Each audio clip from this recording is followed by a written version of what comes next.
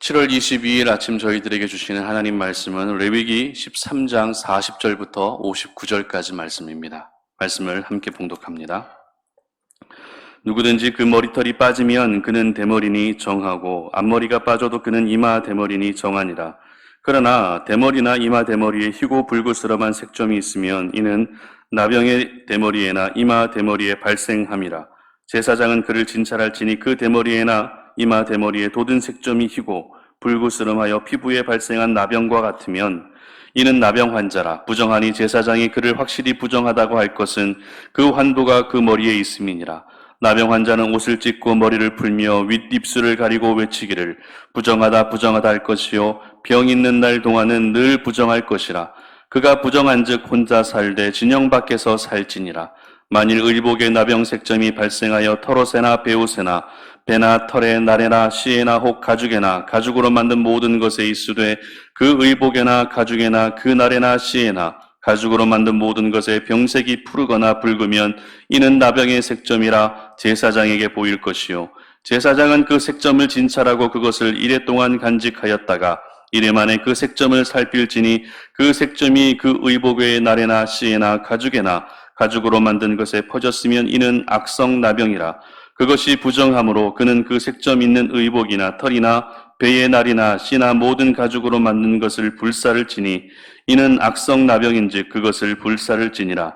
그러나 제사장이 보기에 그 색점이 그 의복의 날이나 씨에나 모든 가죽으로 만든 것에 퍼지지 아니하였으면 제사장은 명령하여 그 색점 있는 것을 빨게 하고 또 이레 동안 간직하였다가 그 빤 곳을 볼지니 그 색점의 빛이 변하지 아니하고 그 색점이 퍼지지 아니하였으면 부정하니 너는 그것을 불사르라. 이는 거죽에 있든지 속에 있든지 악성 나병이니라. 빤 후에 제사장이 보기에 그 색점이 엷으면 그 의복에서나 가죽에서나 그 날에서나 씨에서나 그 색점을 찢어 버릴 것이요 그 의복의 날에나 씨에나 가죽으로 만든 모든 것에 색점이 여전히 보이면 재발하는 것이니 너는 그 색점 있는 것을 불사를 지니라. 네가 빤 의복의 날에나 씨에나 가죽으로 만든 모든 것에 그 색점이 벗겨졌으면 그것을 다시 빨아야 정하리라. 이는 털옷에나 베옷에나 그 날에나 씨에나 가죽으로 만든 모든 것에 발생한 나병 색점에 정하고 부정한 것을 진단하는 규례니라. 아멘. 당신이 속한 공동체를 정결케 하라라는 제목으로 말씀 전합니다. 사람은 누구나 자신이 속해 있는 집단이 있기 마련입니다. 그래서 그 집단을 가리켜 가정이라 이야기하기도 하고요. 혹은 직장이라고 말하기도 합니다. 그리고 이러한 집단을 신앙적 표현으로 공동체라고 부르기도 합니다. 그렇기 때문에 사람이라는 존재는 어떤 곳이든지 소속이 되어 있어야만 외롭지 않은 것이죠. 그리고 그 집단에 소속이 되어 있어야만 공동체에 속해 있는 구성원들로 인해 많은 힘을 또 공급받을 수 있는 것입니다. 그런데 만약에 자신이 속한 공동체가 어떤 문제로 인해 어려움에 처하게 된다면 어떨까요? 내가 속해 있는 가정이 어려움에 처하고 내가 속해 있는 일터가 어려움에 처하면 어떻게 될까요? 그 공동체에 속한 모든 구성원들에게 피해가 고스란히 전해지게 될 것입니다. 가정이 어려움에 처하게 되면 가족 모두가 힘들어지는 것이죠. 일터가 어려움에 처하게 되면 일터에서 일하는 모든 직원들이 힘들어지는 것입니다. 교회도 마찬가지입니다. 교회에 어떤 어려움이 생기게 되면 결국 교회에 속한 모든 성도님들이 힘들어지게 되는 것입니다. 그러므로 저희들은 공동체에 속한 사람으로서 내가 속해 있는 그 공동체를 지켜야 될 책임과 함께 그 공동체가 항상 정결함을 유지할 수 있도록 그렇게 노력해야 하는 것입니다. 오늘 본문은 나병에 대한 규례 가운데 마지막에 해당되는 본문인데요. 오늘 본문의 구성은 크게 세 부분으로 나뉘어질 수 있습니다. 첫 번째는 대머리의 경우에 머리가 빠지는 일반적인 대머리인지 아니면 나병이 걸린 것인지를 구분하는 내용이고요. 또 두 번째는 나병에 걸렸을 때 나병 환자는 어떤 행동을 취해야 되는지를 기록합니다. 그리고 마지막 세 번째는 옷이나 가죽에 생기는 곰팡이를 구분하는 내용입니다. 그 중에서 저희들은 나병에 걸렸을 때 나병 환자가 취해야 될 행동과 그리고 옷이나 가죽에 생기는 곰팡이에 대한 부분을 중점적으로 다루어 보고 묵상해 보려고 하는데요. 그렇다면 먼저 나병에 걸렸을 때 나병 환자가 취해야 될 행동은 어떤 행동입니까? 오늘 본문 45절과 46절입니다.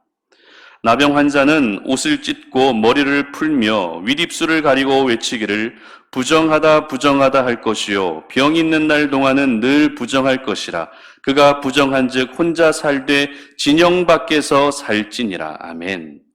일단 나병에 걸린 것이 확실시 되어진다면 그 사람은 스스로 자신의 옷을 찢어야 됩니다. 그리고 머리를 풀어 헤쳐야 됩니다. 그리고 윗입술을 가린 채 무슨 말을 합니까? 부정하다 부정하다 스스로 외쳐야 한다는 것입니다. 그런데 이러한 행동은 주로 이스라엘 공동체 안에서 사람이 죽었을 때 취하게 되는 행동이었습니다. 다시 말해 나병에 걸린 사람은 마치 죽은 사람과 같은 취급을 당했다는 것이죠. 그런데 이것으로도 끝나지 않았습니다. 나병에 걸린 사람은 어떻게 또 살아야 됩니까? 혼자 살아야 됩니다. 그것도 진영 밖에서 혼자 살아야 했던 것입니다. 서두에서 말씀드린 것처럼 사람은 누구나 자신이 속한 공동체나 조직이 있어야 되지만 나병에 걸린 사람들은 이스라엘 공동체에서 쫓겨나서 혼자 살아야만 했던 것입니다. 어찌 보면 이와 같은 규례가 나병에 걸린 사람에게는 너무 가혹한 규례가 아닌가 생각이 되기도 합니다. 그러나 하나님께서는 이스라엘 공동체 전체를 살리시고 그 공동체를 정결케 하시기 위해서 나병 환자를 어떻게 했다고요? 진영 밖에서 혼자 살게 했던 것입니다. 만약 나병 환자가 공동체 안에서 아무 거리낌 없이 정상인들과 함께 살아가게 되면 어떻게 되겠습니까? 나병은 급속도로 퍼져나가게 될 것입니다. 그렇게 되면 거룩하게 구별된 이스라엘 백성들은 더 이상 거룩한 백성이 아니라 나병에 걸린 부정한 백성이 되고 마는 것이죠. 그렇기 때문에 이와 같은 위험을 막기 위해 하나님께서는 나병에 걸린 사람들을 진영 밖에서 혼자 살게 하셨던 것입니다. 그리고 오늘 본문은 이어서 옷이나 가죽에 생긴 곰팡이에 대한 규례를 기록하고 있는데요. 이 본문에서는 옷에 생긴 부정한 것이 나병이라고 기록하고 있지만 사실 이것은 나병이라기보다 곰팡이에 더 가까운 것이었습니다. 그러나 나병이든 아니면 곰팡이든 그것이 옷이나 의복에 생기게 되면 마치 사람의 몸에 나병이 생긴 것과 같은 것으로 여겨졌다는 것입니다. 왜냐하면 옷에 생긴 곰팡이가 집안 전체에 퍼져나갈 수 있기 때문입니다. 그렇게 되면 한 사람만이 부정해지는 것이 아니라 그 가족 전체가, 그 집안 전체가 부정해지는 것이었죠. 이스라엘의 날씨상 우기에 해당되는 기간이 1년 중 6개월이나 되었습니다. 이 우기면은 그만큼 습도가 높아지고 습기가 많아지고 그렇게 되면 자연스럽게 곰팡이가 많이 생길 수밖에 없습니다. 하지만 구별된 하나님의 백성들에게는 입는 옷 그리고 가죽에까지 항상 곰팡이가 생기지 않도록 정결케 해야 할 책임을 가지고 있었던 것입니다. 그래서 부정하다고 판별된 의복은 어떻게 했습니까? 불에 태워서 버립니다. 그리고 깨끗하다고 판별된 의복은 다시 빨아서 사용하는 것이 하나님이 세우신 원칙이자 규례였던 것입니다. 저희들은 이렇게 나병에 걸린 사람이 진영 밖에서 혼자 살아야 되는 것과 그리고 옷이나 의복에 생긴 곰팡이마저도 불에 태우거나 아니면 빨아서 다시 사용해야 되는 규례를 통해서 중요한 영적 교훈을 한 가지 발견하게 됩니다. 그것이 무엇입니까? 바로 하나님의 사람들은 자신이 속한 공동체를 정결케 해야 한다는 것입니다. 자신이 속한 공동체가 부정해지지 않도록 항상 깨끗게 하고 정결케 해야 할 의무와 책임이 있다는 것입니다. 만약 나병 환자가 진영 안에서 사람들과 더불어 살게 되면 나병은 다른 사람들에게 전염되어 이스라엘 공동체 전체가 부정해지는 것입니다. 그리고 곰팡이가 핀 옷을 그냥 집안에 방치하게 되면 그 곰팡이는 다른 옷으로 옮겨지게 되고 집안 곳곳으로 번져나가기 때문에 그 집 전체가 부정해지게 되는 것입니다. 따라서 하나님께서는 공동체의 부정함을 막기 위해서, 공동체가 부정해지는 것을 방지하기 위해서 이와 같은 규례를 제정하신 것입니다. 그러므로 저희들은 우리가 각자 속해 있는 공동체를 어떻게든 정결케 하고 깨끗게 하기 위해서 부단히 힘쓰고 노력해야 하는 것이죠. 만약 내 가정 가운데 어떤 죄의 요소로 인해 분열의 조짐이 보인다면 내가 먼저 나서서 그 분열을 막을 수 있어야 한다는 것입니다. 내 가정이 분열되도록 그냥 내버려 두는 것이 아니라 내가 피스메이커가 되어서 가족 간의 그런 어려움들을 내가 중간에 다리 역할을 하면서 그 역할들을 감당하면서 다시 화목해질 수 있는 분위기를 만들어갈 수 있어야 한다는 것입니다. 내 가족들 가운데 대화가 사라졌습니까? 그렇다면 내가 먼저 말을 걸고 대화를 만들어갈 수 있어야 한다는 것이죠. 그래서 내 가정 가운데 지금 있는 모든 영적인 어두움들을 쫓아내고 다시 하나님께서 기뻐하시는 화평의 분위기로 바꾸어질 수 있도록 그렇게 내가 앞장서야 한다는 것입니다. 이러한 모습은 일터에서도 마찬가지입니다. 그리고 교회 안에서도 마찬가지입니다. 내가 하나님의 자녀라면 내가 속한 공동체가 죄로 물들어가는 것을 그냥 내버려 두는 것이 아니라 그 공동체가 조금이라도 더 정결해지고 깨끗해지도록 내가 보이지 않는 곳에서 더 열심히 수고하고 섬기며 기도해야 하는 것입니다. 그래야만 내가 속한 일터가, 내가 속한 교회가, 내가 속한 그 가정이 부정해지지 아니하고 정한 모습으로 바로 세워져 갈 수 있는 것입니다.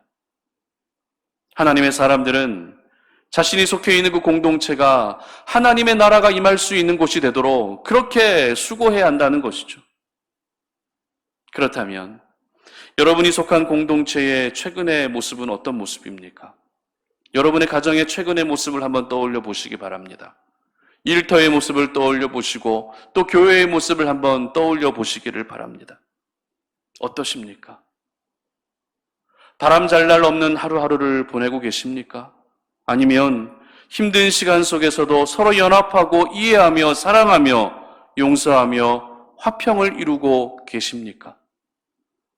사람은 자신이 속해 있는 공동체에 너무나도 많은 영향을 받으며 살아가고 있기 때문에 그것을 알고 있는 사탄은 오늘도 그 공동체를 점점 죄로 오염시키려 할 것입니다. 특별히 가정과 교회는 하나님이 세우신 기관이기 때문에 사탄의 공격은 그 가정과 교회 안에 더욱더 극렬하게 찾아오게 될 것입니다. 그러므로 가장 먼저는 여러분의 가정 공동체와 교회 공동체가 정결해질 수 있게 하시기를 바랍니다.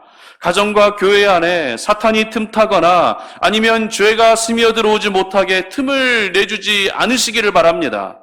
내 가정과 그리고 내 교회와 나의 일터가 정결해지고 깨끗해질 수만 있다면 여러분 때로는 희생하시기 바랍니다. 때로는 인내하시고 참으시기를 바랍니다. 그리고 때로는 무한히 사랑을 베풀어 주시고 또 때로는 여러분이 대신해서 회개할 수 있기를 바랍니다. 그래서 모든 어둠의 역사와 죄의 역사가 내가 속한 공동체를 무너뜨리지 못하게 하시기를 바랍니다. 언제나 내 가정과 그리고 나의 일터와 내 교회가 하나님이 일하시는 통로가 될 뿐만 아니라 하나님의 은혜의 현장이 되게 하시기를 주님의 이름으로 축복합니다. 함께 기도하겠습니다.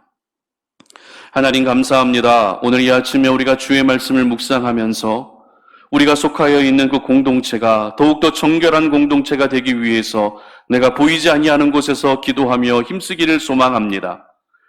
비록 나 하나의 연약하고 미약한 노력이지만 그러나 내가 그렇게 수고하고 땀 흘리게 된다면 내가 속한 공동체를 위해 더 많이 기도하게 된다면 하나님은 그 기도를 통해 일하실 것이기 때문에 하나님의 모든 사람들은 이 땅을 살아가면서 자신이 속해 있는 공동체를 오염시키고 부정하게 만드는 것이 아니라 부정했던 것들마저도 정함으로 바꾸어 갈 수 있는 그런 귀한 하나님의 사람들로 역할을 감당하게 하여 주시옵소서. 감사드리며 예수님의 이름으로 기도드립니다. 아멘.